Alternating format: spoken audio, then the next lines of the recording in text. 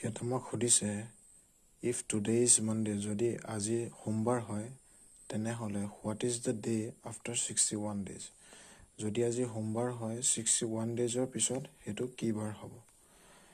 যেহেতু এটা সপ্তাহত 7টা দিন থাকে সেই কাৰণে আমি 61ক 7 এ ডিভাইড কৰিম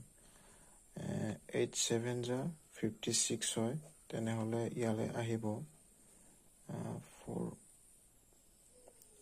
to আহিব 5 ৰিমাইন্ডাৰ থাকিব ভাগে 5 থাকিব যেহেতু ভাগে 5 হয় তেনেহলে আমি মানডে যেহেতু আজিৰ দিনটো মানডে দিয়া আছিল মানডে লগত আমি +5 এড কৰিম +5 এড কৰিলে কি হ'ব মানডে 1 2 3 4 5 নম্বৰ দিনটো মানডেৰ পিছত 5 নম্বৰ দিনটোৱে হ'ব Monday, Tuesday, Wednesday, Thursday, Friday, Saturday অৰ্থাৎ Saturday হ'ব অৰ্থাৎ 61 daysৰ পিছৰ বাৰটো হ'ব Saturday